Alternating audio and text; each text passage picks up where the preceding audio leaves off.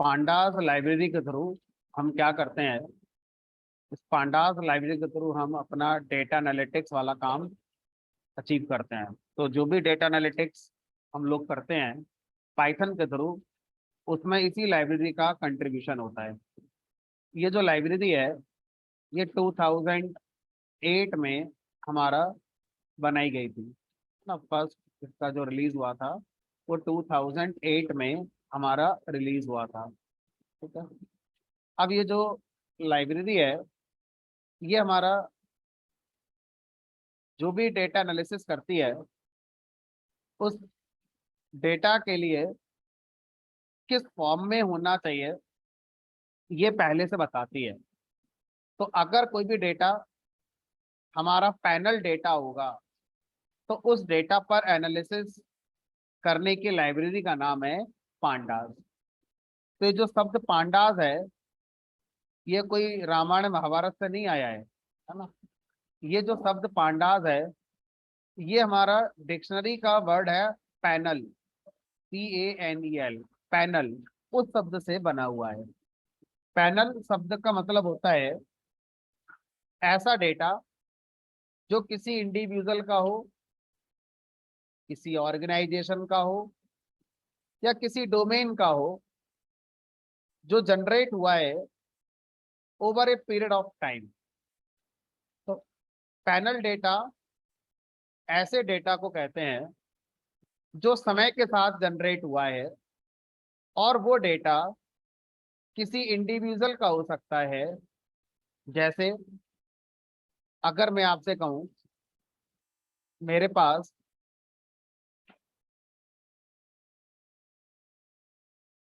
सचिन तेंदुलकर का डेटा है। अब सचिन तेंदुलकर का जो डेटा होगा उसमें क्या मुझे दिया गया होगा, उनके जितने मैचेस हैं हर मैच का उसमें डेटा अवेलेबल होगा। जैसे ये हो गया आपका मैच नंबर, है ना। तो मान लीजिए सचिन की लाइफ का डेब्यू मैच, पहला मैच है ये। अब यहाँ पर लिखा होगा पहले मैच में सचिन ने कितने रन बनाए, पता नहीं कितने बनाए, है ना। जो भी होंगे कुछ ना कुछ बनाए होंगे। उसके बाद यहाँ लिखा गया होगा उस मैच में सचिन का स्ट्राइक रेट कितना रहा था। जो भी होगा यहाँ आ गया होगा। उसके बाद यहाँ लिखा होगा कि सचिन ने उस मैच में कितनी बाउंड्रीज लगाई, कितने सिक्स लगाए। उसके बाद यहाँ लिखा होगा कि वो आउट कैसे हुए, LBW हुए, है ना, कैच आउट हुए, रन आउट हुए, बोल्ड हुए, नॉट आउट रहे, क्या जो भी था वो आपका हो सकता है। तो और भी डिटेल है जो इस तरह से सचिन के बारे में स्टोर करी जा सकती हैं। तो ये पहले मैच का डेटा आ गया। अब पहला मैच जब उन्होंने खेला होगा तो उसका कोई डेट भी रहा होगा कि भाई किस तारीख को मैच था हमारा। तो यहाँ पर वो सारी चीजें या और भी चीजें जो आ गई होंगी। अब सचिन दूसरा मैच खेलने गए होंगे तो दूसरे मैच में भी तो उन्होंने कुछ रन बनाए होंगे, स्ट्राइक रेट रहा होगा। तो इस तरह से अगर हम देखें तो डॉट डॉट डॉट सचिन ने कई सारे मैचेस अब तक खेले होंगे, एन मैचेस हो सकते हैं, और एन मैचेस का डेटा मेरे पास अवेलेबल है। इस डेटा को अगर हम देखें तो ये डेटा किसी इंडिविजुअल का है। सचिन तेंदुलकर एक इंडिविजुअल है, और ये जो डेटा है वो एक दिन में नहीं बना है, generated over a period of time. 20 साल सचिन ने क्रिकेट खेली, तो 20 साल में सचिन का डेटा तैयार हुआ है। अब इस डेटा को हम क्या बोलेंगे, पैनल डेटा। ऐसा डेटा जो over a period of time generate हुआ है और किसी इंडिविजुअल के डेटा को वो रिप्रेजेंट कर रहा है, क्या कहलाएगा, पैनल डेटा। अब इस डेटा से मैं क्या बता सकता हूं इस डेटा से मैं बता सकता हूँ सचिन का बैटिंग का करने का तरीका क्या था, कितने अग्रेसिव होकर वो खेलते थे, या मैं बता सकता हूँ कि ऑन एन एवरेज सचिन कितनी बॉल के बाद बाउंड्री लगा देते हैं, या मैं बता सकता हूँ कि सचिन नर्वस कब हो जाते हैं आकर। तो इस डेटा में बहुत सी चीजें होंगी जो छुपी होंगी, प्लस और भी बहुत सारे पैरामीटर्स होंगे रिगार्डिंग सचिन। तो अब अगर हमें ये डेटा दे दिया जाए तो हम सचिन के बारे में क्रिकेट को लेकर बता सकते हैं। अब सचिन का मतलब आपके दिमाग में पिक्चर है, आप उसे जानते हैं।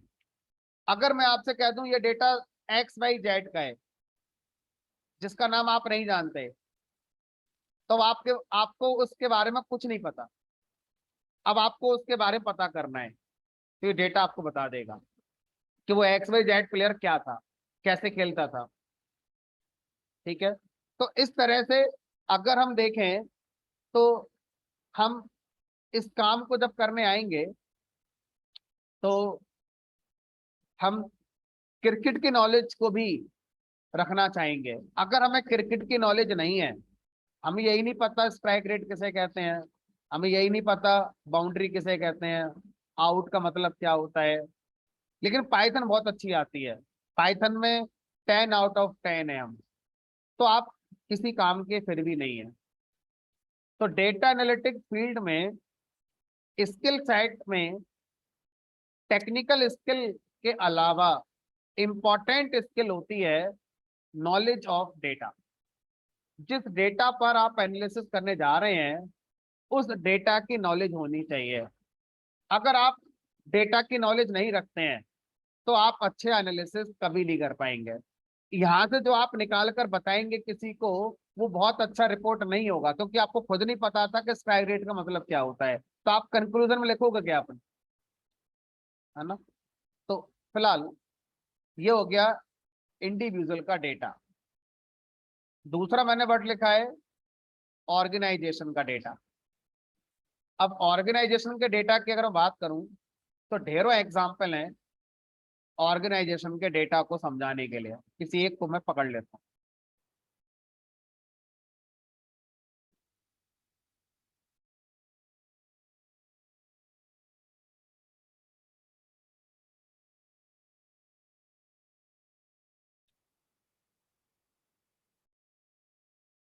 अमेजन एक ऑर्गेनाइजेशन है।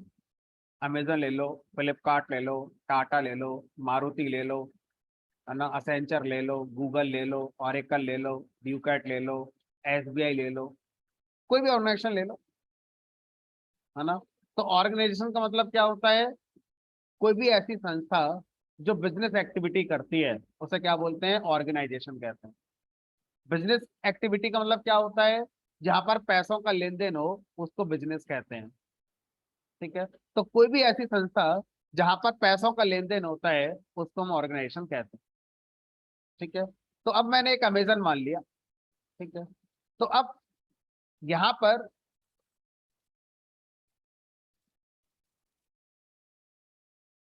मान लीजिए कोई एक इंसान है जिसने अमेजन को ऑर्डर दिया। किस तारीख को ऑर्डर दिया,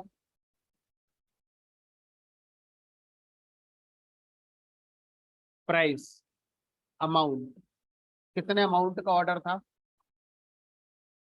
अमेजन ने उस ऑर्डर पे कितना डिस्काउंट दिया आपको,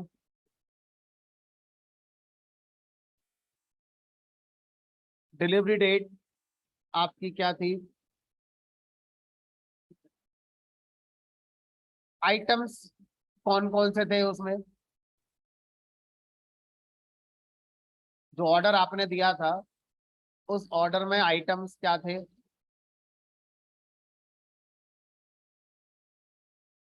जिस यूजर ने ऑर्डर दिया है उस यूजर की आईडी क्या है, अमेजन पर उसका अकाउंट का नंबर क्या है, क्योंकि ऑर्डर करने के लिए आपका अकाउंट बनाना पड़ेगा, देखने के लिए अकाउंट बनाने की जरूरत नहीं है, लेकिन जब आप ऑर्डर करोगे तो आपको अपना आईडी पासवर्ड एड्रेस वगैरह सब बताना पड़ेगा, है ना। तो यहाँ पर यूजर कौन था जिसने ऑर्डर दिया, और भी बहुत सारे पैरामीटर हो सकते हैं। तो मान लीजिए ये जो डेटा है ये हमें 2015 से अवेलेबल कराया गया है, 2015 से लेकर 2022 तक अमेजन पे वर्ल्ड वाइड जितने भी ऑर्डर आए हैं कई लाख हो गए फिर तो ये एक दिन में लाखों लोग ऑर्डर कर रहे हैं और आप कह रहे हो ये 5 साल का डेटा है, तो ये तो कई लाख या कई करोड़ हमारा ऑर्डर होंगे इसमें। हमने कहा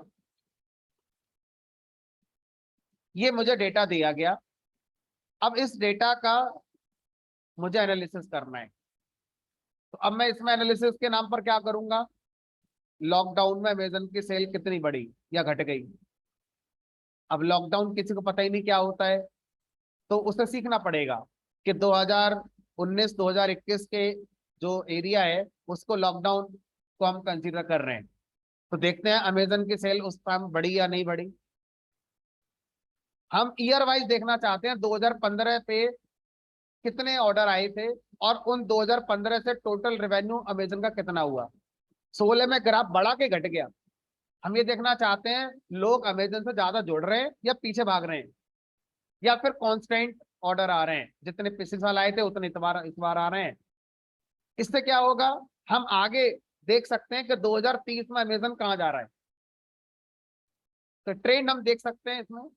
हम इसमें ये देख सकते हैं कि किस तरह के यूजर ज्यादा ऑर्डर कर रहे हैं, किस आईपी एड्रेस से ज्यादा ऑर्डर आ रहे हैं, किस लोकेलिटी से ज्यादा ऑर्डर आ रहे हैं, कौन सा आइटम ऐसा है जो ज्यादा पॉपुलर है अमेजन पे, ज्यादातर लोगों ने कौन कौन से आइटम है जो ऑर्डर करे हुए हैं, ऐसा कौन सा ऑर्डर है जिस पर मैं डिस्काउंट नहीं दिया फिर भी और लोगों ने खरीदा है।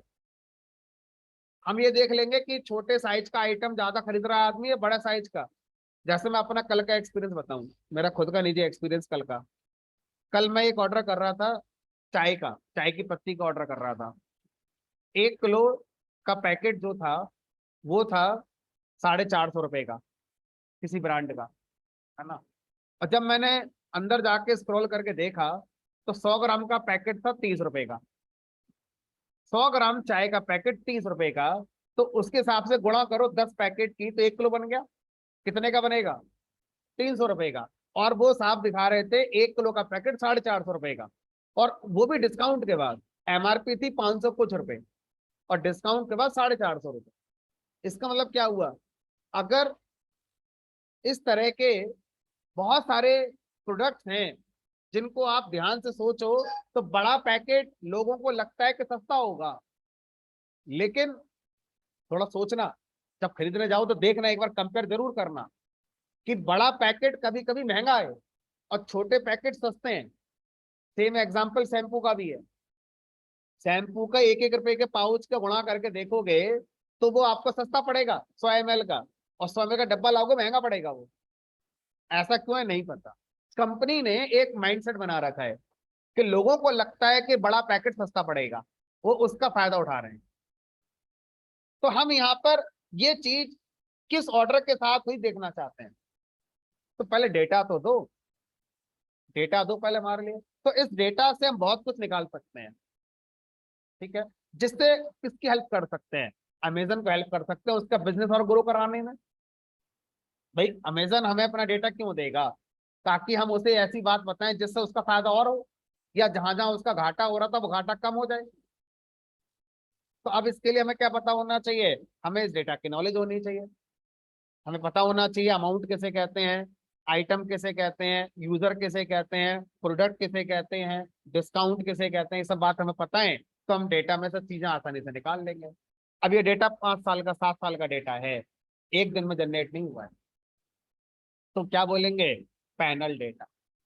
ऐसे डेटा को एनालाइज करने के लिए पांडास लाइब्रेरी का यूज किया जा सकता है। ठीक है, तो डेटा किसी भी ऑर्गेनाइजेशन का हो सकता है, अमेजन का, फ्लिपकार्ट का, किसी का हो सकता है। जब आप किसी ऑर्गेनाइजेशन के डेटा पर एनालिसिस करते हैं तो उसको बिजनेस एनालिसिस के नाम से जाना जाता है। तो डेटा एनालिसिस और बिजनेस एनालिसिस में कोई डिफरेंस पूछे तो आप क्लियर बता सकते हैं आज कि business analysis is a subset of data analysis. Data analysis एक सुपर कैटेगरी हो गई, एक अम्ब्रेला टर्म, जिसमें किसी भी टाइप के डेटा को एनालाइज करने की बात कही जा रही है। लेकिन जब मैं बिजनेस एनालिसिस शब्द बोलता हूं तो किसी भी को हटाकर मैं सिर्फ किसका डेटा फोकस कर रहा हूं, एक बिजनेस का। जिसमें पैसों का लेन देन हो रहा है, ऐसे डेटा को क्या बोलते हैं? Business data. और ऐसे डेटा पर की गई एनालिसिस क्या कहलाती है? बिजनेस एनालिसिस कहलाती है। और वो इंसान जो बिजनेस एनालिसिस करता है क्या कहलाता है? प्रोफाइल का नाम उसका बिजनेस एनालिस्ट। Business analyst. ठीक है, चलिए अब आगे बढ़ते हैं। तीसरा क्या है हमारा? डोमेन। डेटा किसी डोमेन का भी हो सकता है, जरूरी नहीं है कि वो एक इंसान का हो, लाइक सचिन हो गया, किसी ऑर्गेनाइजेशन का हो, लाइक अमेजन हो गई, किसी डोमेन का भी हो सकता है। अब डोमेन का मतलब क्या है? बड़ा ही ट्रेंडिंग डोमेन है, सबको पता है।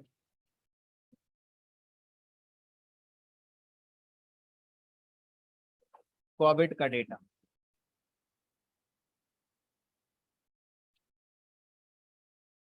मेरे पास कोविड का डेटा है। क्या है कोविड का डेटा? कोविड कौन है? एक इंसान का नाम है? हमने कहा नहीं। एक ऑर्गेनाइजेशन का नाम है? हमने कहा नहीं। क्या है? मेडिकल का एक डोमेन है, हेल्थ केयर डोमेन का डेटा है। हेल्थ केयर डोमेन का डेटा, कोविड डेटा। अब इसमें आपने लिखा cases, date, country, death, recover, और भी चीजें हैं जो हमारी हो सकती हैं।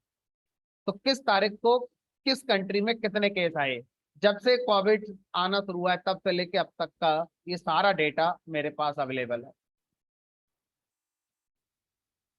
तो इस डेटा से मैं क्या निकाल सकता हूँ कि किस कंट्री ने अच्छे से कोविड को डील किया अकॉर्डिंग टू पॉपुलेशन। अब बोलोगे सर एक कंट्री है इसमें बहुत कम केस आए, तो ये भी तो देखो उसकी पॉपुलेशन भी तो बहुत कम है। समझ में आ रहा है? तो अकॉर्डिंग टू पॉपुलेशन में देखना चाहता हूँ किस कंट्री ने बहुत अच्छे से चीजों को मैनेज किया है, तेजी से मैनेज किया है। तो यहाँ से हम आसानी से पता कर सकते हैं। हमें अगर ये देखना हो कि कहाँ पर ज्यादा कैजुअलिटीज हुई हैं, किस कंट्री में ज्यादा लोग हमारे डेथ कर गए थे कोविड में, तो यहाँ से पता कर सकता हूँ। किस कंट्री के लोगों का इम्यूनिटी पावर बहुत अच्छा है, रिकवरी कॉलम से पता कर सकता हूँ। मुझे ही पता करना है on an average recovery rate क्या है, एक आदमी कोविड से कितने दिन में रिकवर हो जाता है, कोई 10 दिन में हो रहा है, कोई 4 दिन में हो रहा है, on an average country wise मुझे पता करना है। तो बहुत सारा एनालिसिस है जो मैं यहाँ से निकाल सकता हूँ अगर मुझे आप कोविड का डेटा दे दोगे तो। ठीक है, तो इसी तरह से वैक्सीनेशन का डेटा भी है, कोविड वैक्सीनेशन डेटा। जब से वैक्सीन लगनी शुरू हुई है, मैं देखना चाहता हूँ कि किस कंट्री में बढ़िया से ये प्रोग्राम चल रहा है वैक्सीनेशन का, कौन सी वैक्सीन लोग ज्यादा लगवाना चाह रहे हैं, किस एरिया में लोग ज्यादा वैक्सीन लगवा रहे हैं। तो हमें डेटा तो दो पहले, जब डेटा दोगे तब बताएंगे आपको उस डेटा के बारे में। अब ये डेटा ना तो किसी इंसान का है और ना इस डेटा से बिजनेस हो रहा है। ये डेटा क्या है? पब्लिक डोमेन का डेटा। तो ये डेटा आप WHO की वेबसाइट से जाके लेकर अपना आ सकते हैं, प्रैक्टिस कर सकते हैं। ओबेसिटी का डेटा, डायबिटीज का डेटा, कैंसर का डेटा, तो ये सब क्या है? ये सब पब्लिक डोमेन के डेटा सेट हो गए। डोमेन में सबका क्या है? Health care. समझ में आ रहा है? तो इस तरह से डोमेन स्पेसिफिक डेटा का मतलब हो गया कि जिससे ना तो कोई बिजनेस की बात हो रही है, जिससे ना तो कोई यहाँ पर इंडिविजुअल को हम कुछ देख रहे हैं, ये पब्लिक डोमेन का डेटा है, पब्लिकली सबको अवेलेबल है। ठीक है, तो ज्यादातर हेल्थ केयर के डेटा को इसमें हम लोग देख रहे होते हैं। ठीक है, चलो, तो इस तरह से ये वर्ड आपको समझ में आ गया कि डेटा एनालिसिस में हम पैनल डेटा पे काम करते हैं। और पैनल डेटा का मतलब ऐसा डेटा जो समय के साथ जनरेट हुआ हो, चाहे वो एक इंसान का हो, एक संस्था का हो, या किसी डोमेन का हो। अब आगे चलते हैं। 2008 में ये लाइब्रेरी बनाई गई थी और इस लाइब्रेरी में ये कहा गया कि ये स्ट्रक्चर्ड और लेबल डेटा पे काम होता है। स्ट्रक्चर और लेबल, मैंने तीनों एग्जाम्पल जो दिए उन तीनों एग्जाम्पल में ये बात आ रही है। स्ट्रक्चर डेटा, स्ट्रक्चर डेटा का मतलब रो कॉलम, ऐसा डेटा जिसमें रो कॉलम होते हैं क्या कहलाता है? स्ट्रक्चर डेटा कहलाता है। ठीक है, तो ये कोविड वाले डेटा में रो कॉलम। उससे पहले मैंने आपको डेटा बताया अमेजन का, यानी कि किसी ऑर्गेनाइजेशन का डेटा, तो इसमें तो रो कॉलम है, स्ट्रक्चर डेटा है। इससे पहले बताया मैंने आपको सचिन का डेटा, तो सर इसमें भी तो रो कॉलम है, स्ट्रक्चर डेटा। ऐसा डेटा जिसमें रोज एंड कॉलम्स होते हैं क्या कहलाता है? स्ट्रक्चर डेटा कहलाता है।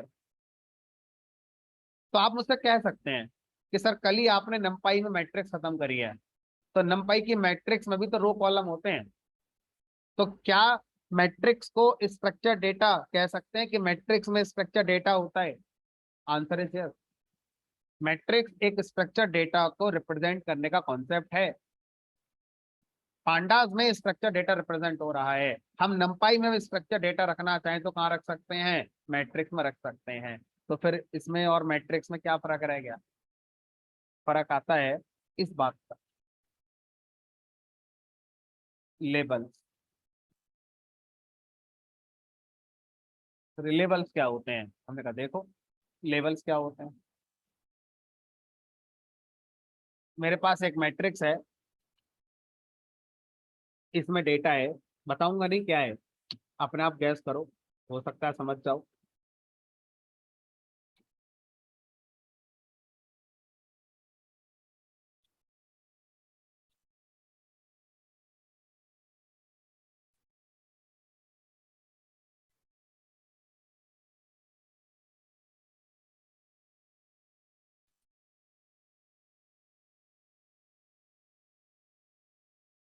तो एक मैट्रिक्स बनाई,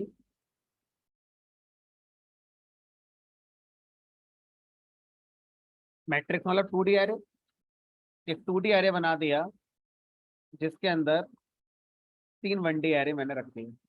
तो रो कॉलम है, 3 रो है और 3 कॉलम है, कोई दिक्कत नहीं है, 3 रो 3 कॉलम यहाँ पर आप दिखा रहे हैं। अब मुझे बताओ इस डेटा को इंटरप्रेट कैसे करोगे? पहला कॉलम, दूसरा कॉलम, तीसरा कॉलम क्या है, इसे कैसे इंटरप्रेट करोगे?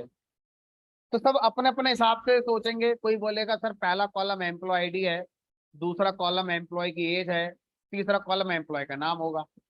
अच्छा मैं तो सोच रहा था पहला वाला रोल नंबर है, दूसरा वाला स्टूडेंट की एज है, तीसरा वाला स्टूडेंट का नाम है, तो मैं भी तो गलत नहीं हूँ अपनी जगह।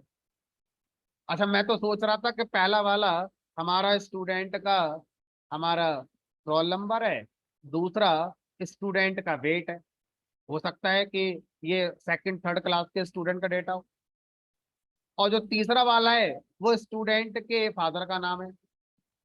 तो सर ये तो अपने अपने तुक्के लगाते रहो, फिर स्ट्रक्चर डेटा तो है, लेबल्स नहीं है। लेबल्स का मतलब होता है कॉलम की आइडेंटिटी, रो की आइडेंटिटी, रो और कॉलम के मीनिंगफुल नेम्स होने चाहिए जिसको देखकर हम समझ जाएं कि ये हमारा डेटा स्ट्रक्चर जरूर है लेकिन है क्या। तो क्या बोलते हैं उसे? लेबल्स। तो मैट्रिक्स में क्या नहीं होते? लेबल्स नहीं होते। मैट्रिक्स में सिर्फ रोज कॉलम होते हैं लेकिन उन रोज उन कॉलम्स के लेबल्स नहीं होते। तो जो पांडास है उसमें जो स्ट्रक्चर डेटा आएगा उसमें हम लेबल्स की बात करेंगे। रो का लेबल होगा, रो का नाम होगा, और कॉलम का भी प्रॉपर नाम होगा। ठीक है, चलिए।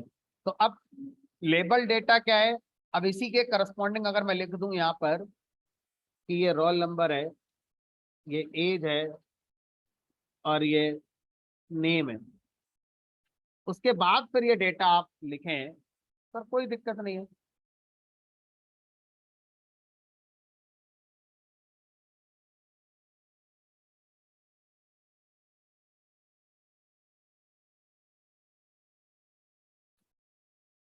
आराम से ऐसे करके आप अपना लिख सकते हो।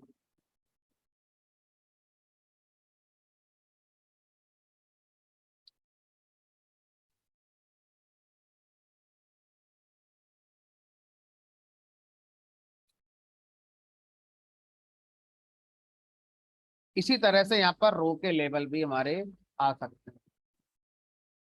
तो यहाँ पर आप ऐसे कह सकते हो S1 स्टूडेंट है, ये S2 स्टूडेंट है, ये S3 स्टूडेंट है, ऐसे करके आप कह सकते तो ये जो चीजें हैं,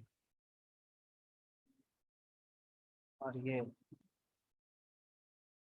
क्या कहते हैं इनको, तो हर रो का भी लेवल होगा, सिर्फ कॉलम का ही नहीं होगा, रो का भी होगा। हर रो का लेवल होगा, हर कॉलम का लेवल होगा। तो इसलिए क्या बोलते हैं, लेबल्ड डेटा। तो पांडास के अंदर डेटा जब भी आता है तो वो लेबल्ड डेटा हमारा आता है।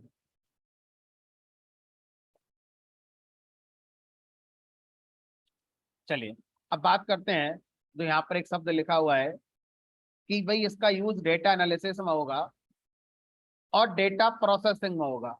डेटा प्री प्रोसेसिंग या डेटा मैनिपुलेशन। तो मैनिपुलेशन का मतलब क्या होता है, एनालिसिस और मैनिपुलेशन में क्या डिफरेंस है।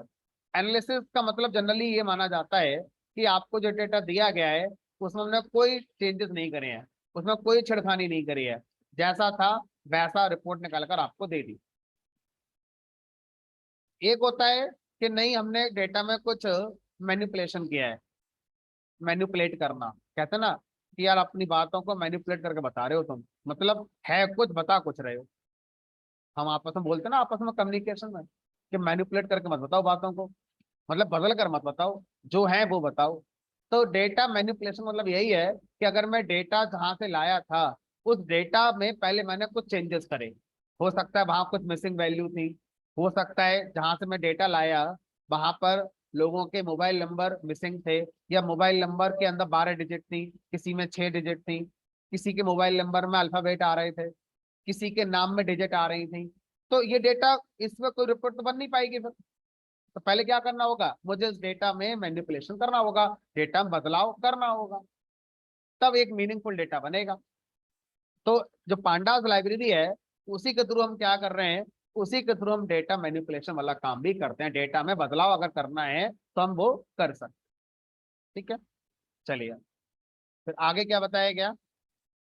आगे में बताया गया कि जो पांडास लाइब्रेरी है ये पाइथन का पार्ट नहीं है। मतलब जब आप पहले दिन पाइथन का सेटअप डाउनलोड करते हैं तो पाइथन सेटअप के साथ पांडास लाइब्रेरी नहीं आती, आपको अलग से इसको इंस्टॉल करना पड़ेगा, पिप इंस्टॉल पांडास, पिप इंस्टॉल पांडास। लेकिन अगर आप एनाकोंडा यूज कर रहे हैं तो एनाकोंडा के अंदर पांडास लाइब्रेरी को पहले से ही इंस्टॉल करके दे दिया गया है।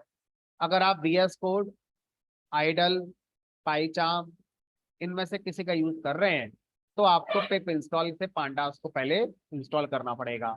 और अगर आप एनाकोंडा पे ही काम कर रहे हैं, जैसे मैं कर रहा हूँ एनाकोंडा के अंदर जुपिटर पे काम, आप भी कर रहे हैं इसी तरह से, तो आपको कुछ नहीं करना है, क्योंकि एनाकोंडा के अंदर ये लाइब्रेरी पहले से ही आती है।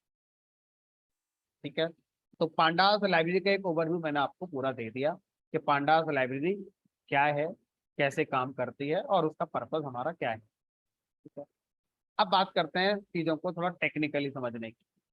जैसे हम लोग मैट्रिक्स नंपाई में बनाते हैं, टेक्निकली मैट्रिक्स का डेटा टाइप क्या है, मैट्रिक्स का डेटा टाइप क्या होगा। कल हमने नंपाई खत्म करा है, अगर मैं आपसे कहूं कि मैंने नंपाई में मैट्रिक्स बनाई, उस मैट्रिक्स का डेटा टाइप क्या है, लिस्ट है, टपल है, क्या है, एनडी एरे।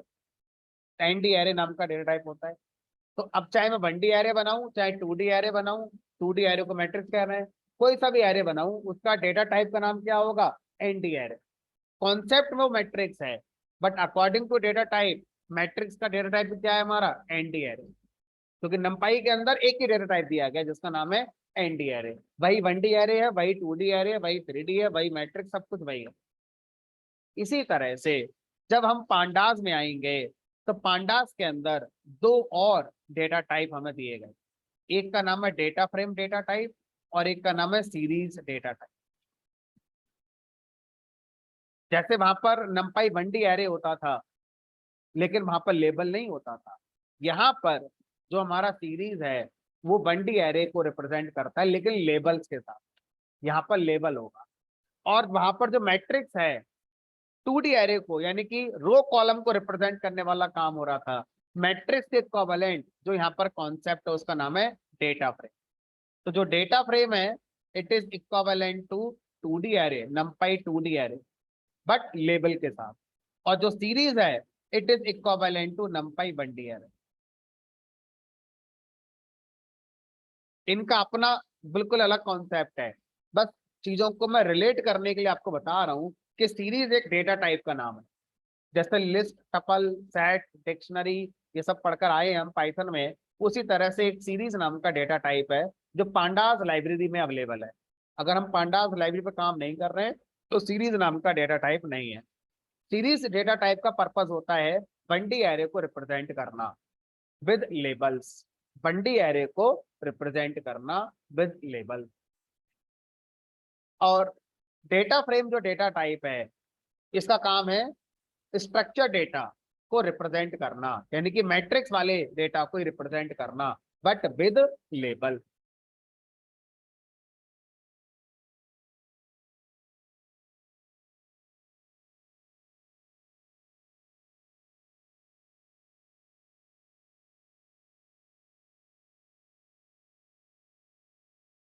अब नंपाई में हमने जो भी पढ़ा और पांडास में अभी हम जो पढ़ने जा रहे हैं, काफी बातें मिलती जुलती होंगी, लेकिन आप डिफरेंस देखेंगे डेटा की साइज में। डेटा की जो साइज है, अगर मैं देखूं पांडास में ह्यूज अमाउंट ऑफ डेटा होगा तो इंटरेस्टिंग चीजें होती जाएंगी, है ना, और जो हमारा रिपोर्ट बनकर आएगा ज्यादा एक्यूरेट होगा। अगर हम नंपाई में देखें तो नंपाई में डेटा का जो साइज था हमने बहुत छोटा रखा था। इवन हम तो खुद की लिस्ट बना रहे थे, खुद का एरे बना रहे थे जिसमें 10 एलिमेंट, 5 एलिमेंट, 8 एलिमेंट रख रहे थे। पांडास में जनरली ऐसा रिकमेंड नहीं करते हैं कि खुद का डेटा बनाओ प्रोग्राम से, जैसे नंपाई में आपने बनाया कि रैंडेड फंक्शन लगा लिया या रेंज फंक्शन लगा लिया, है ना, या कोई भी तरीका यूज करके आपने क्या करा, अपना एरे के अंदर 10, 12, 15, 20 एलिमेंट ले आए और आपने जो चीजें थी नंपाई के अंदर, सम करना, मिन निकालना, मिनिमम निकालना, वो सब अपना सीख लिया, समझ लिया। पांडास में ऐसा चल नहीं पाएगा। पांडास में आपके पास डेटा होना ही चाहिए, और डेटा होना चाहिए का मतलब है कि फिर तो फाइल होनी चाहिए। एक्सेल फाइल में डेटा होना चाहिए, क्योंकि एक्सेल फाइल एक अच्छा सोर्स है स्ट्रक्चर डेटा को स्टोर करने का। रो कॉलम में डेटा अगर रखा हुआ है तो आप किसी टेक्स्ट फाइल में तो रख नहीं पाएंगे। अब सामने ये जो डेटा आपको दिख रहा है ये स्ट्रक्चर डेटा तो नहीं है, यहाँ से लेकर यहाँ तक पहली रो में देखो 1, 2, 3, 4, 5, 6, 7, 8, 9, 10 करेक्टर है। दूसरी रो में कुछ और है, तीसरे में कुछ और है, चौथे में कुछ है ही नहीं। तो ये स्ट्रक्चर डेटा नहीं है। स्ट्रक्चर डेटा का मतलब है कि हर रो में सेम वैल्यू होंगी, सेम नंबर ऑफ वैल्यूज होंगी। तो ये कौन सा डेटा कहलाएगा फिर? ये सामने जो लिख रहा है इसको तो मैं स्ट्रक्चर डेटा नहीं कह सकता ना, नहीं इसको नहीं कह सकता। तो ये जो डेटा दिख रहा है जो सामने नोट पैड पे लिखा हुआ, इस डेटा को हम दो नामों से जानते हैं। या तो इस डेटा को हम बोलेंगे टेक्स्ट डेटा, या इसको हम क्या बोलेंगे, अनस्ट्रक्चर्ड डेटा।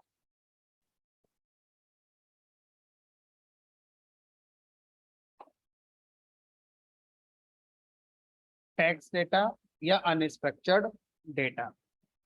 अनस्ट्रक्चर्ड डेटा पर काम करने के लिए पांडास का यूज नहीं होता है। पांडास का यूज तभी होगा जब आपके पास स्ट्रक्चर डेटा है। तो अगर आपके पास बहुत सारी लॉग फाइल्स हैं तो पांडास का उसमें कोई कंट्रीब्यूशन नहीं। ठीक है, तो अगर आपके पास बहुत सारी फाइलें हैं, सिंपल सिंपल नोट पैड पर डेटा लिखा हुआ है और आप उसमें कुछ एनालाइज करना चाहते हो तो पांडास का यूज नहीं है, फिर अपना कोई और तरीका दे, और वो तरीका रेगुलर एक्सप्रेशन निकलेगा। ठीक है, सिंपल फाइल हैंडलिंग जो आपको पढ़ाई गई थी उसमें यही पढ़ाया गया था, है ना। चलो, अब अगर हम स्ट्रक्चर डेटा के सोर्स को देखें तो क्या क्या सोर्सेज हैं स्ट्रक्चर डेटा के।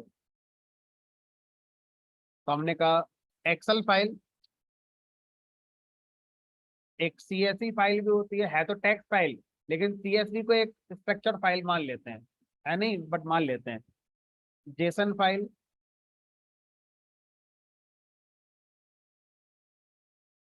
Database table, HTML table. भाई एचटीएमएल के अंदर टेबल टैग होता है, रो कॉलम में डेटा दिखाने के लिए। डेटाबेस में टेबल तो हमने पढ़ी है ना, टेबल बना सकते हैं डेटाबेस के अंदर, और फिर एटसेट्रा कर देते हैं, क्योंकि हो सकता है और भी हमारे स्ट्रक्चर डेटा के सोर्सेज होते हैं। तो हमसे ये कहा जा रहा है कि जब आप पांडास में एनालिसिस करते हैं तो डेटा आप क्रिएट नहीं करते हैं, डेटा ऑलरेडी इनमें से कहीं ना कहीं ऑलरेडी रखा होगा, वहां से डेटा को रीड करके अपने प्रोग्राम में ले आओ। ठीक है, तो यहाँ पर ये हमारा प्रोग्राम है।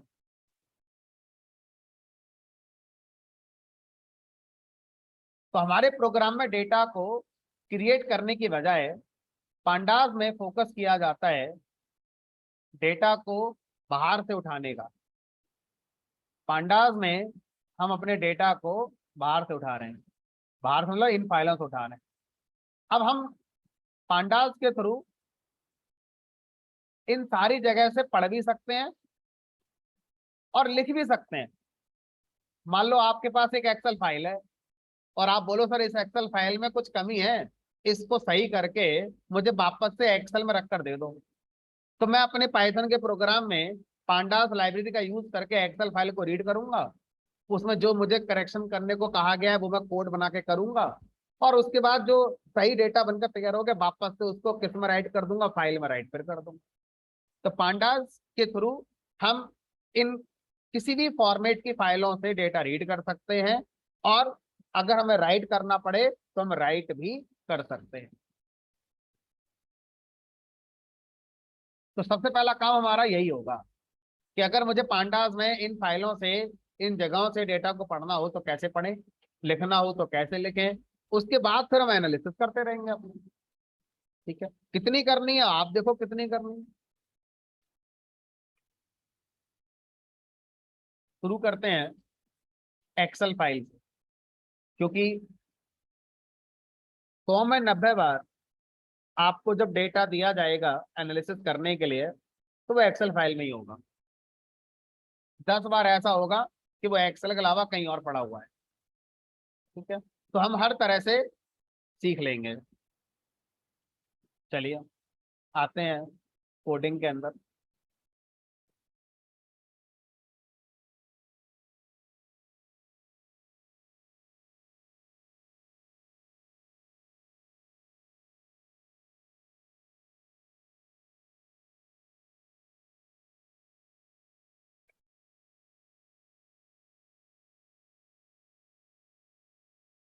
एक बात को लेकर मैं थोड़ा सा सरप्राइज हूँ। जब ये बैच मैंने बनाया था 15 दिन पहले, तब से लेके अब तक अगर मैं देखूं तो इसमें 63 स्टूडेंट ये कह चुके हैं कि हमारा पाइथन पांडास है या हमारा डेटा साइंस का या डेटा एनालिटिक्स का कोर्स। अभी क्लास में मैं देखूं तो 12 लोग ऑनलाइन है, एक मैं भी हूँ, तो 11 लोग ऑनलाइन है, और लगभग 11 लोग क्लास में बैठे हुए हैं।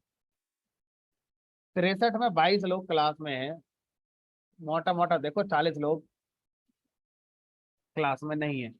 लेकिन इन 40 लोगों से पैसा ले लिया गया होगा, पैसा नहीं छोटा डिबेट के थी, है ना। तो इन 40 लोगों का पूरा पेमेंट हमारे पास आ चुका है, फिर भी ये क्लास नहीं ले रहे हैं। क्या वजह हो सकती है, नहीं पता क्या वजह हो सकती है। अभी शायद 4 दिन पहले, 5 दिन पहले डेटा साइंस में एक फ्रेशर कैंडिडेट का प्लेसमेंट हुआ है डीपैट से।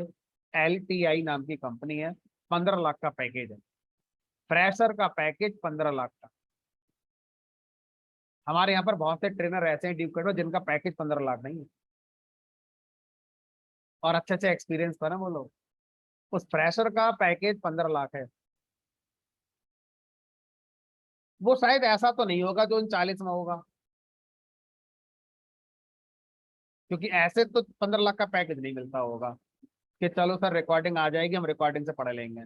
भाई रिकॉर्डिंग से पढ़ना ही था तो डीपकट क्यों ज्वाइन कर लिया, यूट्यूब पे तो फ्री में सारी चीज पड़ी हुई है।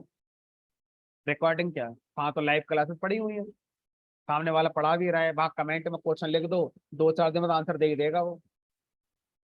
उडेमी से कर लेते, 400 रुपये का कोर्स है। यहाँ आपने 20,000 रुपये ऑन एन एवरेज दिए होंगे, 400 रुपये में पूरा कोर्स मिल जाएगा उडेमी से। वो भी तो रिकॉर्डेड लेक्चर ही है, करना ही था तो मैं इस क्वेश्चन का आंसर नहीं समझ पा रहा हूँ कि ऐसा क्यों है।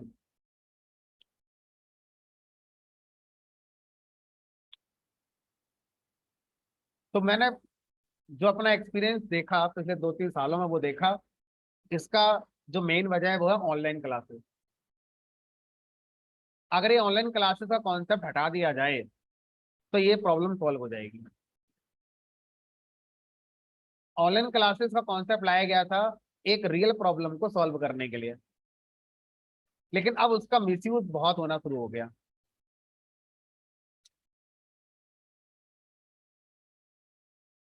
है ना।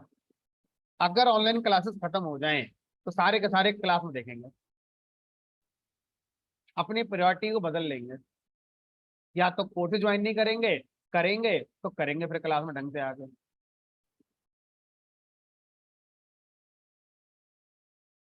चलो, मेरा काम बताना है, मैंने बता दिया।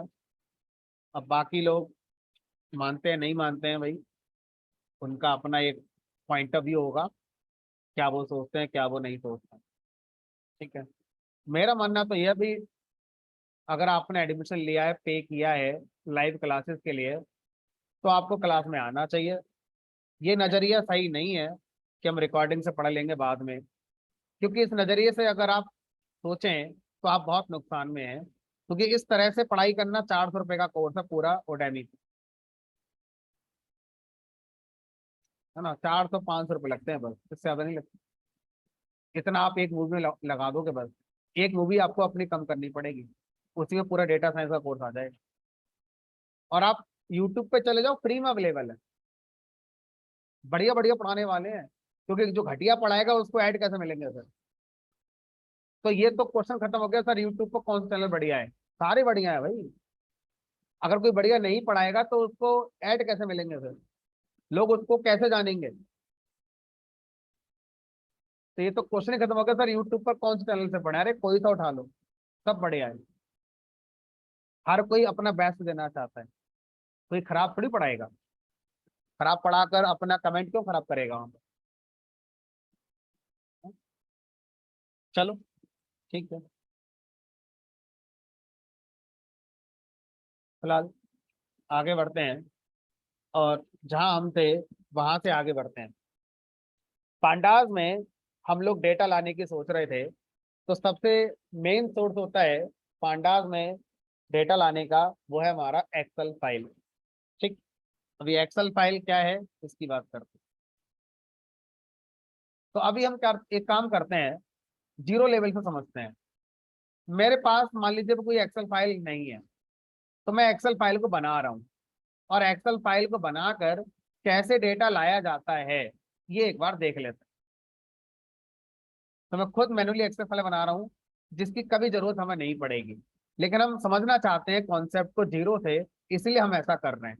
लेकिन रियलिटी में आपको कभी एक्सेल फाइल नहीं बनानी होगी, ये ऑलरेडी बन चुकी होगी।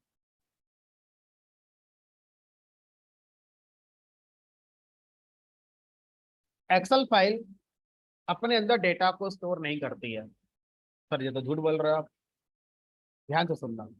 एक्सेल फाइल अपने अंदर शीट को स्टोर करती है, शीट के अंदर डेटा स्टोर होता है। अगर आप सही पढ़ोगे तो प्रोग्रामिंग में बहुत फायदा होगा, और अगर आप सही नहीं पढ़ोगे तो प्रोग्रामिंग में नुकसान होगा। अगर आप यही बात मानते रहोगे कि एक्सेल फाइल में डेटा स्टोर होता है, तो जब मैं प्रोग्राम लिखूंगा तो वहां पर बहुत चैलेंजेस आएंगे। लेकिन अगर आप ये मान लोगे, जो कि सही है, मानना क्या है, सही तो यही है कि एक्सेल फाइल में शीट्स होती हैं और शीट के ऊपर डेटा स्टोर होता है। तो जैसे एक शीट ये रही, और बना लो, प्लस करके और बना लो, और बना लो, तो एक एक्सेल फाइल में सर 5 शीट हो गई। अब हर शीट में हम अपना डेटा स्टोर कर सकते हैं रो कॉलम की फॉर्म में। ये बात हमें बहुत जरूरी है जाननी, जब हम प्रोग्रामिंग में एक्सेल फाइल को लेकर आएंगे, है ना। फिलहाल अभी हम एक ही, चलो 2 शीट बना लेते हैं, क्योंकि इस बात को मुझे अच्छे से सिखाना भी है आपको। तो अभी मैंने एक्सेल फाइल ओपन करी, जैसे ही मैं एक्सेल फाइल बनाता हूँ एक शीट बन जाती है। आप उसके बाद जितनी चाहे उतनी शीट बना सकते। तो पहली वाली एक्सेल शीट पर मैं यहाँ पर अपना डेटा लिख रहा हूँ। तो मैंने यहाँ पे क्या लिखा, मैंने लिखा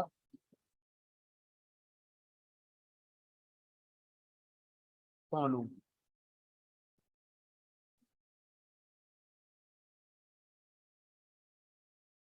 फिर मैंने कर दिया 20, और ये कर दिया, मान लीजिए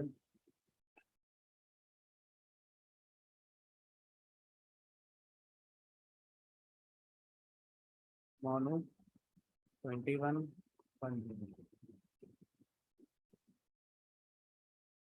किंतु 20। बहुत है, मैंने अभी 3 रो बनाई आपका। अब जिसने ये शीट बनाई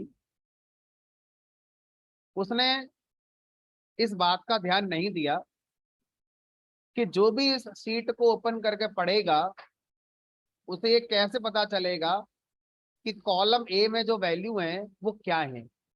जहां सोनू मोनू चिंटू है, एक्सेल की तरफ से कॉलम का नाम ए है, एक्सेल की तरफ, ठीक है, लेकिन आपने रीडेबिलिटी वाला कोई नाम तो दिया ही नहीं इस कॉलम का।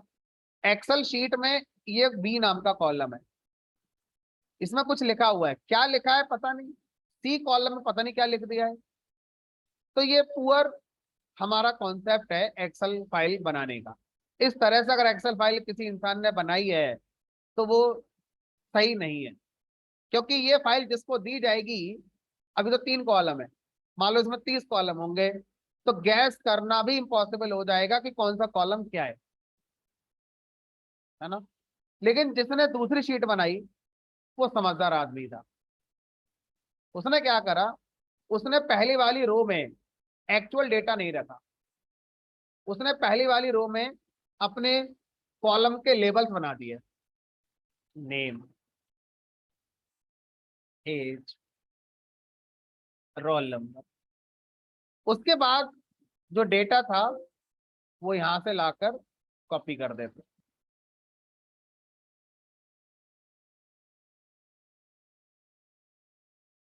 जिस इंसान ने ये शीट बनाई वो समझदार इंसान रहा होगा, उसने दूसरे लोगों का ध्यान रखा जो इस एक्सेल शीट को पढ़ेंगे। अब कॉलम ए का मीनिंगफुल नेम नेम है, कॉलम बी का मीनिंगफुल नेम एज है, और कॉलम सी का मीनिंगफुल नेम। तो इस तरह से एक एक्सेल फाइल में 2 शीट मैंने यहाँ पर बनाई। और बना सकते हैं, इस एक्सेल फाइल का कोई नाम रख देते, जिसका नाम कर दिया स्टूडेंट्स। तो स्टूडेंट्स नाम से एक एक्सेल शीट बनकर तैयार होगा। अब एक्सेल जो फाइल होती है उसके कई एक्सटेंशन है, कुछ वर्जन में एक्स एल एस एक्सटेंशन आता है, कुछ वर्जन में एक्स एल एस एक्स आता है। तो आप प्रॉपर्टीज में जाके देख लें कि आपने जो बनाई है उसका एक्सटेंशन क्या बनकर आया है, क्या बनकर आया है, एक्स एल एस एक्स आया। पांडास एक्सेल के जितने फॉर्मेट हैं सबको सपोर्ट करता है, चाहे वो डॉट एक्स एल एस हो या dot x L S x हो या कोई और भी नया एक्सटेंशन अगर है तो वो भी सपोर्ट हमारा हो रहा है। तो अब अगर हम यहाँ देखें तो सबसे पहला काम क्या होगा, इंपोर्ट करेंगे किसको, पांडास, इंपोर्ट पांडास। और इसका कोई एक हम यहाँ पर एलियास दे देंगे, लाइक पीडी, एलियास या एलाइस या निकनेम या शॉर्ट नेम, कुछ भी आप इसको बोल सकते हैं। तो अब इस पूरे प्रोग्राम में पांडास पीडी नाम से जाना जाएगा। तो अब अगर मैं सबसे पहले यहाँ पर इसका वर्जन दिखाऊं, तो मैं अपने कंप्यूटर पे जो जुपिटर चला रहा हूँ इसमें जो पांडास का वर्जन मुझे मिला है वो 1.4.2 है। अगर आपका 1.2 या 1.1 या कोई और होगा तो बहुत ज्यादा वेरिएशन तो नहीं होंगे, एक आधा कोई कॉन्सेप्ट होगा जो इधर से उधर हमारा शायद होगा, अदरवाइज मोस्टली कॉन्सेप्ट हमारे हमारे सेम ही रहेंगे। हाँ, अगर कोई पुराना वर्जन है 0.8 0.9 तो एक सोचने वाली बात होगी कि उसमें फीचर बहुत ज्यादा कम होंगे फिर, जो पुराना वर्जन है हमारा। ठीक है, तो अगर आपने एनाकोंडा अभी लेटेस्ट डाउनलोड किया है, जैसे मैंने आपको बताया था पाइथन पढ़ाते समय, तो आपका भी यही होगा। ठीक है, क्योंकि आपने जानबूझकर तो पांडास इंस्टॉल करा नहीं होगा पुराना, जो एनाकोंडा के साथ आया होगा भाई आप यूज कर रहे होगे। तो आपने वही एनाकोंडा यूज करा होगा जो मैंने आपको बताया था। अगर वही करा है तो यही होगा फिर। अगर आपने अपना कुछ दिमाग लगाया है तो देखना पड़ेगा फिर कि आपने क्या दिमाग लगा दिया आपने, है ना? अब आगे चलते हैं, और यहाँ पर पांडास के अंदर सबसे पहला फंक्शन पढ़ते हैं, pd dot read underscore excel. Read excel नाम का फंक्शन 1.2 1.3 1.1 से है। 1 से बिलो नहीं होना चाहिए, 0.9 नहीं होना चाहिए। 0.9 होगा तो खेल बिगड़ जाएगा। तो 1 वाली सीरीज कोई सी भी चलेगी, 1.1 1.2 1.3 1.4 सारे लगभग एक जाते हैं। अगर आप 0.9 पे चले गए तो वो थोड़ा सा चैलेंजिंग हो सकता है। अगर ऐसा हो तो एनाकोंडा लेटेस्ट वर्जन का इंस्टॉल करना, पुराना वाला हटा के। हाँ, तो अब रीड एक्सल फंक्शन मैंने बनाया। रीड एक्सल फंक्शन में एज ए स्ट्रिंग हमें क्या पास करना है, उस पाथ को जो हमने एक्सेल फाइल का अभी देखा है। तो एक्सेल फाइल हमने कहाँ बनाई थी, अपने कंप्यूटर पे डी ड्राइव में बनाई थी, D:/। उसके अंदर हमारी फाइल का नाम था students.xlsx। अगर आप यहाँ पर सिर्फ एस लिखते हैं और टैब की प्रेस करते हैं तो आप कहीं भी जुपिटर में पाथ बता रहे हैं, स्ट्रिंग के अंदर कर्सर है आपका, तो आप टैब की से पाथ को, जो हमारा ऑटोमेटिक लिखने वाला कॉन्सेप्ट है, उसको लेकर आ सकते। तो अगर मैंने एस लिखा और अभी मैं टैब की प्रेस करूं तो डी ड्राइव में एस से शुरू होने वाली जितनी फाइल फोल्डर हैं सबके नाम की लिस्ट अपने आप मुझे दिखा दी जाएगी। तो डी ड्राइव में दो चीजें हैं, एक स्टूडेंट वाली एक्सेल फाइल और एक सिस्टम वाली इंफॉर्मेशन नाम का फोल्डर है। तो मुझे जो फाइल चाहिए जो सेलेक्ट कर लो।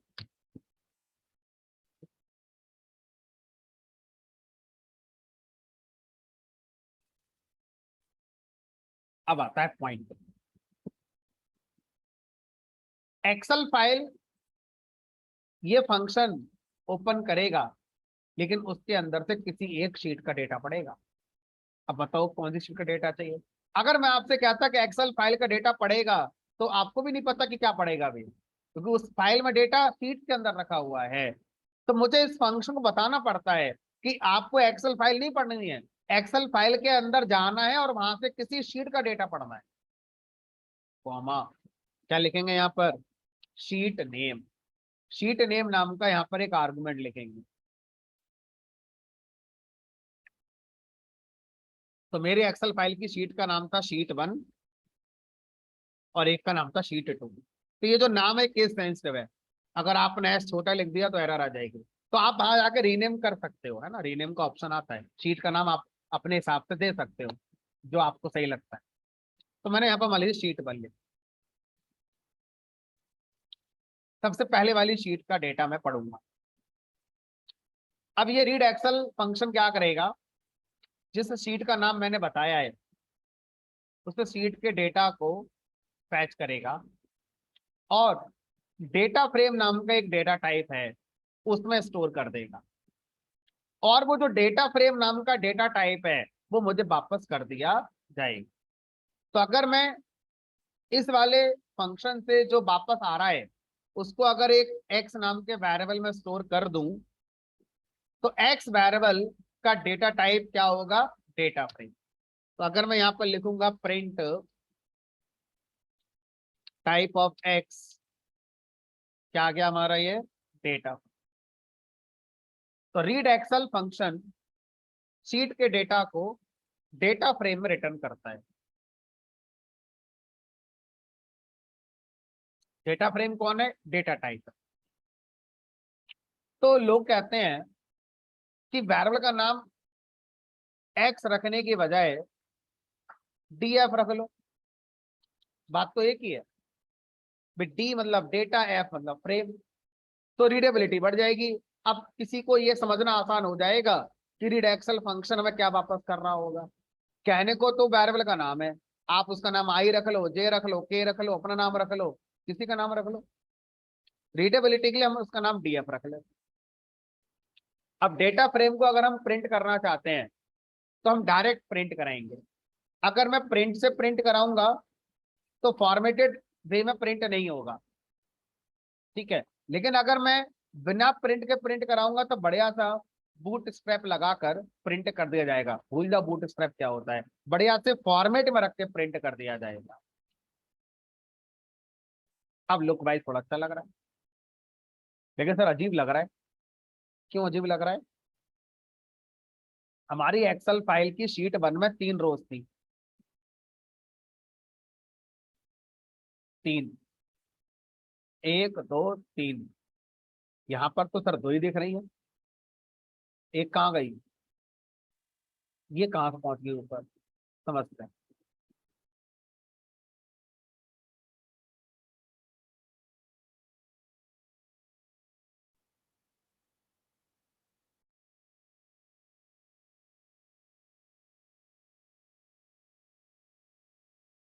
जो हमारा रीड एक्सेल फंक्शन है वो थोड़ा समझदार है। वो ये सोचकर बनाया गया है कि जिस बंदे ने शीट बनाई होगी उसने पहली रो में तो एक्चुअल डेटा लिखा ही नहीं होगा। उसने पहली रो में क्या लिखा होगा? लेबल्स बने होंगे, जो कॉलम के लेबल्स हैं, कॉलम के जो हेडर्स है वो लिखे होंगे। तो ये डेटा फ्रेम क्या करता है, अपने आप पहले वाली रो को डेटा फ्रेम का हेडर बना देता है, ये सोचते हुए कि लिखने वाले ने ऐसे लिखा होगा। लेकिन लिखने वाले ने ऐसा लिखा नहीं है। लेकिन हमारा जो रीड एक्सेल फंक्शन है वो बाय डिफॉल्ट ये करता है कि हमारी एक्सेल फाइल की जिस शीट को पढ़ा जा रहा है उस शीट की जो पहली रो है वो हमारे डेटा फ्रेम में कॉलम का हेडर बन जाती है, यानी कॉलम का लेबल बन जाती है। इसका मतलब क्या हुआ? ये तरीका इस वाली शीट पर बढ़िया काम कर जाएगा। अब आप ऐसा चाहते भी थे और ऐसा मिल भी गया, क्योंकि पहले वाली रो जब यहां से पड़ी होगी तो उसको डेटा फ्रेम का क्या बना दिया गया होगा? लेबल। और हम चाहते भी ऐसा ही थे। यहां पर भी इसने ऐसा ही करा। इसने तो यही सोचा कि पहली रो तो लेबल है, लेकिन बनाने वाले ने पहली रो में मीनिंगफुल डेटा रख दिया। अब अजीब लगने लगा देखने वाले को। तो किसकी गलती है? जिसने रीड एक्सेल फंक्शन बनाया उसकी गलती है, या जिसने एक्सेल फाइल बनाई उसकी गलती है? हमने कहा गलती किसी की नहीं है, हमें दोनों कॉन्सेप्ट को हैंडल करना आना चाहिए, है ना। क्योंकि दोनों सिचुएशन के लिए हमें अपने आप को रेडी रखना पड़ेगा। जरूरी नहीं है कि एक्सेल फाइल बनाने वाला अच्छा इंसान होगा और उसने सही तरीके से एक्सेल फाइल बनाई होगी, है ना। तो हम पहले वाली सिचुएशन में वापस जाना चाहेंगे, क्योंकि दूसरी सिचुएशन तो फिर नॉर्मल सी है, ये तो हमें जो चाहिए मिल ही गया, है ना। वापस आ जाओ पहली वाली सिचुएशन।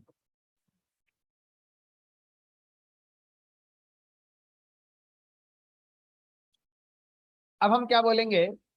हम बोलेंगे रीड एक्सेल से, रीड एक्सेल भाई पहली वाली रो को कॉलम का हेडर मत बनाओ, उसमें एक्चुअल डेटा रखा हुआ है।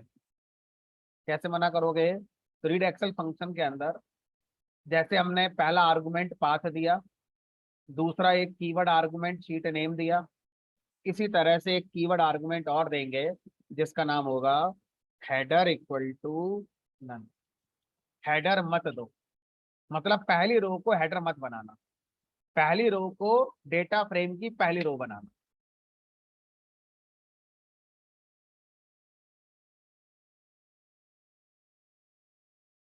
तो अब ये बताओ, डिफॉल्ट कॉलम के लेबल अब क्या बनेंगे? 0 1। और रो के लेवल बाय डिफॉल्ट क्या आ रहे हैं? 0 1। तो डेटा फ्रेम में जब हम एक्सेल फाइल को पढ़ते हैं तो एक्सेल फाइल की पहली रो कॉलम का लेवल बना दी जाती है। और अगर हम उसको नहीं चाहते, क्यों? क्योंकि एक्सेल फाइल की पहली रो में डेटा ही था मेरा, बनाने वाले ने सही नहीं बनाया था, तो मैं हेडर नन लगा दूंगा। तो मेरी एक्सेल फाइल की पहली रो भी डेटा फ्रेम की पहली रो बनेगी, लेकिन कॉलम के लेवल पर फिर भी बनेंगे। तो अब डेटा फ्रेम ऑटोमेटिक कॉलम के लेवल न्यूमेरिक वाले रख देगा, 0 1 2 3 4 ऐसे करके। और रो के लेबल हमेशा क्या रखे जाते हैं, 0 1 2 3 काइंड ऑफ सीरियल नंबर मान लो, रो नंबर, सीरियल नंबर, कुछ ही मान लो। ठीक है, तो ये आपके क्या हैं, रो लेबल्स। ये आपके हो गए रो के लेबल्स, और ये हो गए आपके कॉलम लेबल। इसे बोलते हैं कॉलम लेबल्स,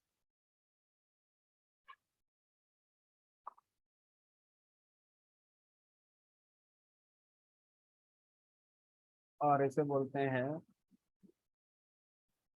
रो लेबल।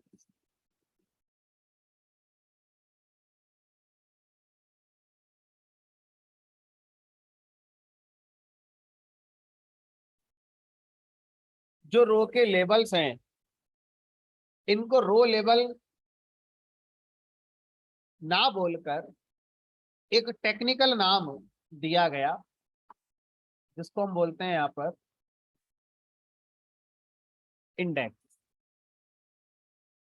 तो रो लेबल्स को इंडेक्स भी कहा जाता है। 0 इंडेक्स की रो, फर्स्ट इंडेक्स की रो, सेकंड इंडेक्स की रो।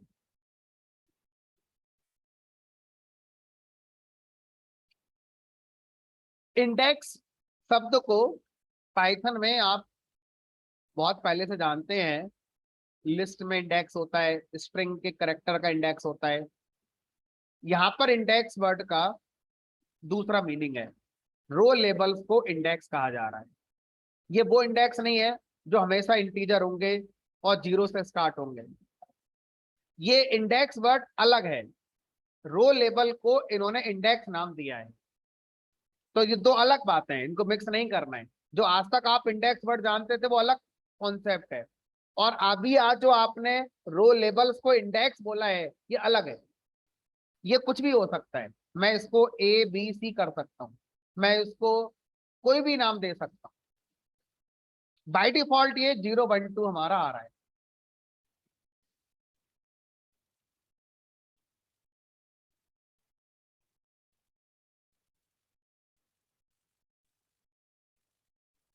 अब जब यहाँ पर हम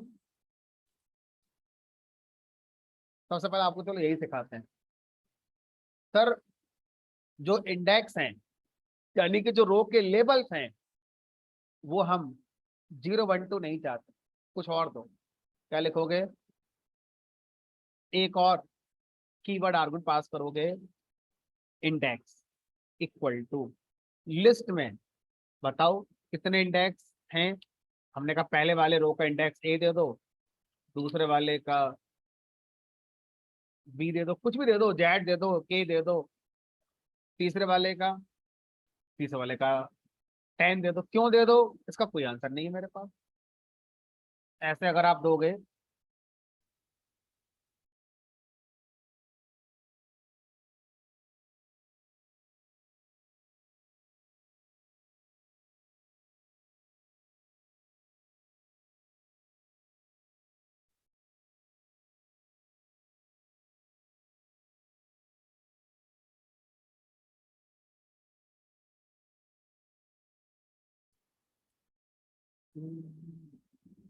ये ऐसे नहीं चलेगा।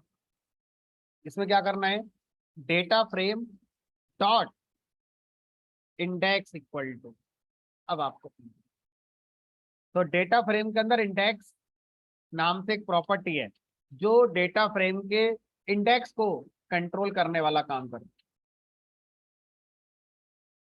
तो हमने डेटा फ्रेम के इंडेक्स को बदल दिया। ऐसा क्यों करा, इसका कोई आंसर नहीं मेरे पास, सिर्फ समझाने के लिए कि इंडेक्स का मतलब वो नहीं होता जो हमारे दिमाग में बैठा हुआ है। अब ये बताओ, अगर मेरे पास एक लिस्ट है, मेरे पास एक लिस्ट है, उस लिस्ट में 3 एलिमेंट हैं, 10 20 30। तो इनके जो इंडेक्स होते हैं 0 1 2 -1 -2 -3, मैं बदल सकता हूँ, इसको मैं ये कर सकता हूँ इंडेक्स को। नहीं, ये वो इंडेक्स हैं जो लैंग्वेज प्रोवाइडेड है और हमेशा इंटीजर होंगे और अपने हिसाब से चलेंगे। तो ये वो इंडेक्स नहीं है जो ये हम पढ़ रहे थे, ये अलग है। इसको हम क्या बोलते हैं, रो लेबल। ये स्ट्रिंग भी हो सकता है, हम इसको बदल सकते हैं, हम जो चाहें वो कर सकते हैं। ठीक है, तो बेटर होता कि वो इंडेक्स वर्ड की जगह रो लेबल ही कहते रहते कि ये रो के लेबल होते हैं, तो वो आसान लगता है आपके लिए। लेकिन अब जो है वो पढ़ना होगा।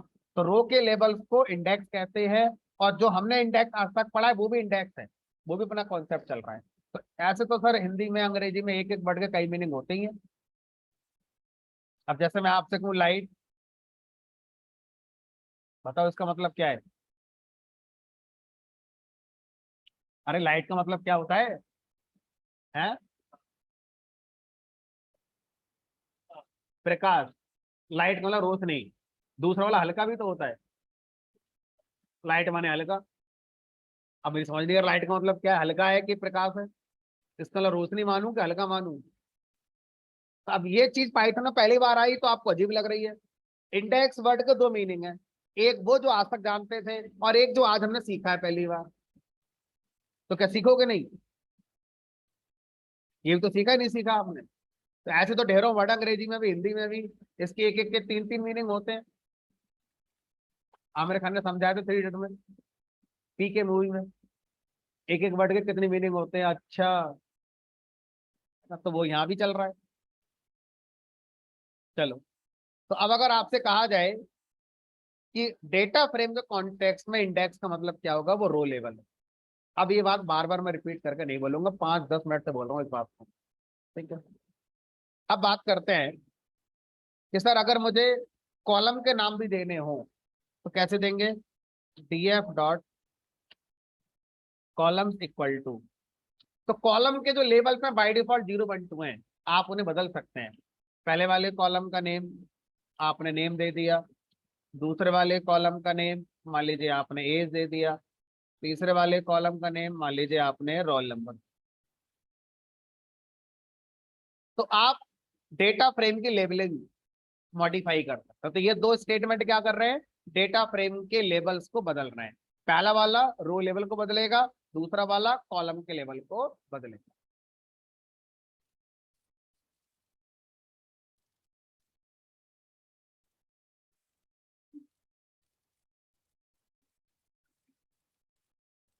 ये एक्सेल शीट में नहीं बदल गए, ये हमारे प्रोग्राम में डेटा फ्रेम बदले हैं।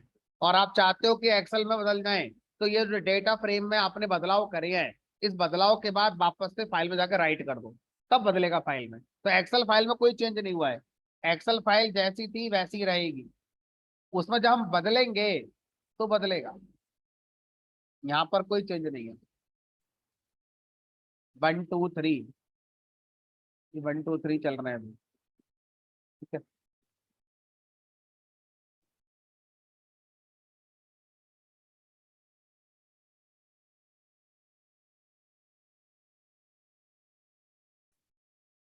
तो अगर कोई आपसे बोले how to change data frame labels, तो पढ़ ही लिया तो लिख देते।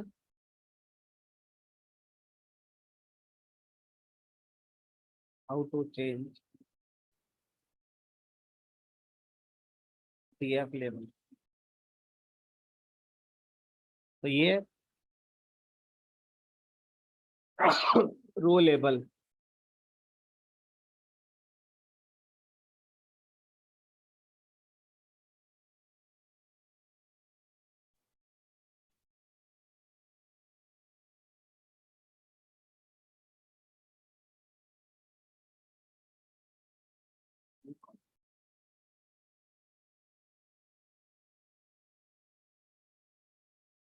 अच्छा, अब आप कॉमन सेंस लगाकर मुझे बताने की कोशिश करिए। एक फाइल में यही वाला जो शीट बने, मान लो इसमें मैं 10,000 रोज बना दूं, 10,000 रोज बना दूं, और फिर मैं आपसे कहूं इन रोज के इंडेक्स बदल दीजिए, तो क्या प्रैक्टिकली पॉसिबल होगा ऐसे बता पाना। 10,000 बताने पड़ेंगे, A B C D, कहाँ तक बताओगे ऐसे। तो ज्यादा बार रो के इंडेक्स आगे नहीं बदलता है, वो जो आ रहा है वो आने दो। रोज बढ़ रही हैं, तो कहां तक उनके इंडेक्स लेकर आओगे आप? 0 1 2 3 4 सही है। कॉलम के लेवल्स लिमिटेड होते हैं भाई, एक डेटा में 10 कॉलम हो सकते हैं, वो रोज 10,000 हो सकती है। 10 कॉलम है, रोज 10 लाख हो सकती है। तो हर रो का इंडेक्स कहां से लाओगे नया नया? तो जनरली प्रोग्रामर ये नहीं करता है। वो कह रहा है ये करूंगा तो मेरे पास आंसर ही नहीं है कि मैं कहां से लाऊं वैल्यूज, और ये तो मैंने अपने मन से लिख दी, कुछ भी जो मन आया मेरे को, 3 ही रोज थी इसलिए लिख दी। ठीक है, तो ज्यादा बार ये हम कर सकते हैं कि कॉलम के नेम अगर आपको बदलने पड़े तो आप इस तरह से बदल सकते हैं। ठीक है, वो भी तब बदलो जब है ही नहीं। ज्यादा बार प्रोग्रामर क्या कहता है कि मैं ये भी क्यों करूं, ध्यान से सुनना। ज्यादा बार प्रोग्रामर ये कहता है मैं ये भी नहीं करूंगा। क्यों? क्योंकि जब आप यहाँ थे तो प्रोग्रामर को कैसे पता कि ये कौन है, ये कौन है, ये कौन है? ये तो आप जानते हो डेटा को, इसलिए आपने कह दिया कि पहला वाला नेम है, दूसरा वाला एज है। प्रोग्रामर को थोड़ी पता है कि पहला वाला कौन है, दूसरा वाला कौन है, तीसरा वाला कौन है। तो आपको कैसे पता कि ऐसे बदलने कॉलम के नाम? इसलिए प्रोग्रामर कभी भी कॉलम के लेवल और रो के लेवल नहीं बदलना चाहता, क्योंकि अगर वो बदलेगा तो उसे खुद नहीं पता क्या करेगा। ये तो जिसने डेटा बनाया उसकी जिम्मेदारी ही होनी चाहिए कि प्रॉपर कॉलम के लेवल्स अपनी फाइल में बनाए। ठीक है, चलो वापस आ जाते हैं, बात करते हैं। अगर मैं रीड एक्सेल फंक्शन का यूज कर रहा हूं,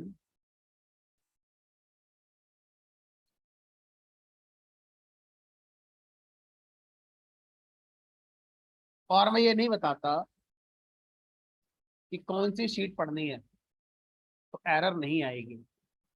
बाय डिफॉल्ट सबसे पहले वाली शीट को पढ़ लिया जाएगा, क्योंकि अगर एक्सेल फाइल बनी है तो एक शीट तो होगी होगी।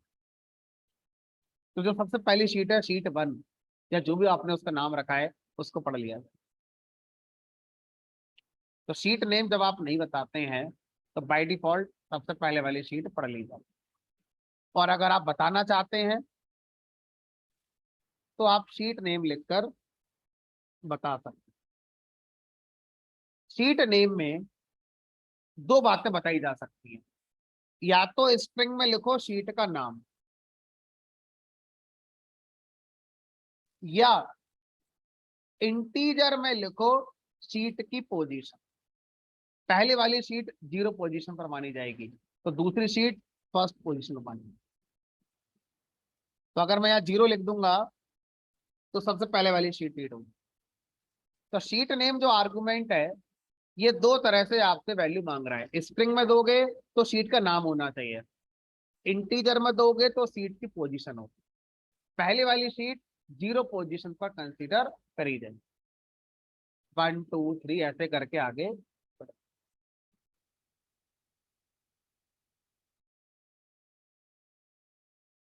तो दोनों एक साथ पढ़नी हो तो दोनों शीट एक साथ पढ़नी है, तो लिस्ट में आप दोनों शीट के नाम लिख सकते हैं, या दोनों शीट के इंडेक्स लिख सकते हैं। ठीक है, एक चीज बताओ, दो शीट का एक ही डेटा फ्रेम बनेगा, दोनों मिल जाएंगी, 3 और 3 6 रोज होकर आएंगी, या अलग अलग डेटा फ्रेम बनेंगे, दो डेटा फ्रेम बनेंगे? तो आंसर आया, जितनी आप शीट पढ़ेंगे लिस्ट के अंदर, आपको वापस में भी क्या मिलेगा, एक लिस्ट मिलेगी, और उस लिस्ट के अंदर डेटा फ्रेम होंगे। तो आपको एक लिस्ट मिलेगी इस बार, और उस लिस्ट में क्या होगा, उस लिस्ट के 0 इंडेक्स पर डेटा फ्रेम होगा इस वाली शीट, इस लिस्ट के फर्स्ट इंडेक्स पर डेटा फ्रेम होगा इस वाली शीट। तो आपको इस बार जो मिलेगा वो एक लिस्ट मिलेगी। ठीक है, अब उस लिस्ट के अंदर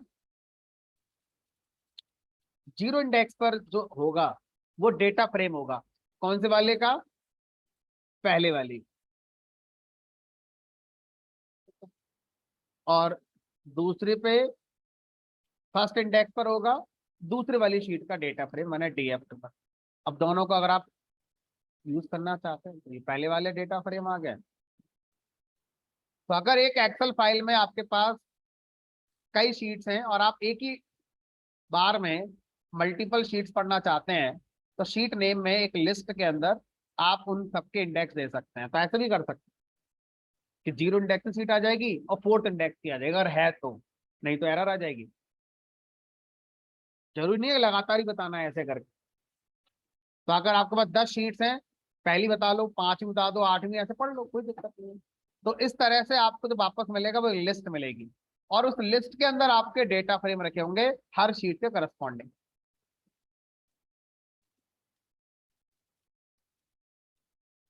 अच्छा सर एक चीज बताओ, मुझे यही नहीं पता कितनी शीट है मेरी एक्सेल फाइल में, मुझे सारी पढ़नी है एक बार में।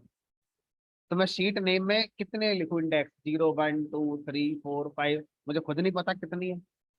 या तो पहले मैं एक्सेल फाइल को ओपन करके देख के आऊँ, फिर उसके हिसाब से यहाँ पर मैं लिख दूंगा। ठीक है। तो अगर आपको ये नहीं पता, फिर भी आप सारी शीट 1 गो में पढ़ना चाहते हैं, तो शीट नेम की वैल्यू क्या पास कर दो, नन का मतलब है it will read all the sheets present in Excel file. किस एक्सेल फाइल में, इस वाली में। ठीक है। तो अब इस बार आपको लिस्ट नहीं मिलती, इस बार आपको डिक्शनरी मिलती है। इस बार क्या मिलेगा, एक डिक्शनरी मिलेगी। उस डिक्शनरी के अंदर जितने भी शीट्स हैं, हर शीट के करस्पॉन्डिंग जो डेटा फ्रेम बने होंगे वो आपको डिक्शनरी में रखकर दिए जाएंगे। लेकिन सर एक चीज बताओ, डिक्शनरी के अंदर तो कीज भी आती हैं, तो कीज कहाँ से आएंगी, तो जो शीट के नेम्स हैं वो कीज बन जाएंगी। तो अब अगर मैं आपसे कहूं कि बताओ इस डिक्शनरी में कितनी कीज आई, तो जितनी शीट्स हैं उतनी कीज आई। 2 कीज हैं, एक शीट 1, एक शीट 2। अब डिक्शनरी से अगर मैं किसी की पर वैल्यू उठाना चाहता हूं, तो की ऑपरेटर में की का नाम लगाइए और आपके पास जो डेटा है वो आ जाएगा। ये आपका डेटा फ्रेम आ गया शीट 1 का। इसी तरह से आप शीट 2 का डेटा फ्रेम रीड करना चाहते हैं, तो शीट 2 का डेटा,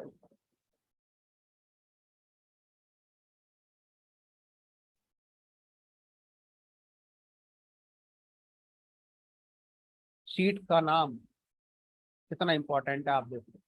शीट का नाम आप किसी तरह से मैनेज कर पाए, शीट का नाम स्ट्रिंग दे सकते हो, शीट का नाम इंटीजर दे सकते हो, शीट का नाम एक लिस्ट में दे सकते हो, शीट का नाम नन दे सकते हो, नहीं दोगे तो भी चलेगा। तो 5 तरीके से शीट नेम को मैनेज किया जा सकता है। और क्लास शुरू होने से पहले हम शीट नेम को फोकस ही नहीं कर रहे थे, हम तो एक्सेल फाइल को जानते थे।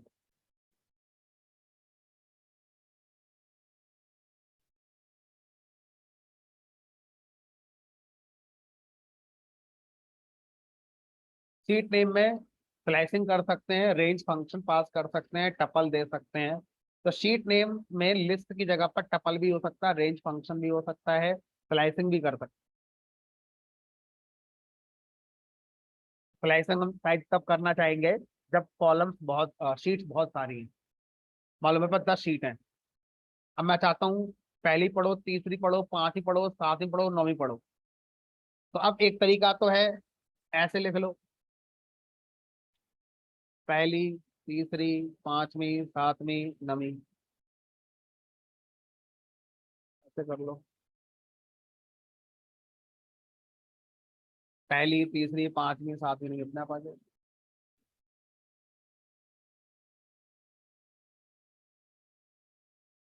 चलिए, तो मुझे लगता है आज के लिए काफी है। तो एक्सेल फाइल मैंने खुद बनाई और उससे मैंने आपको शीट रीड करना सिखाया।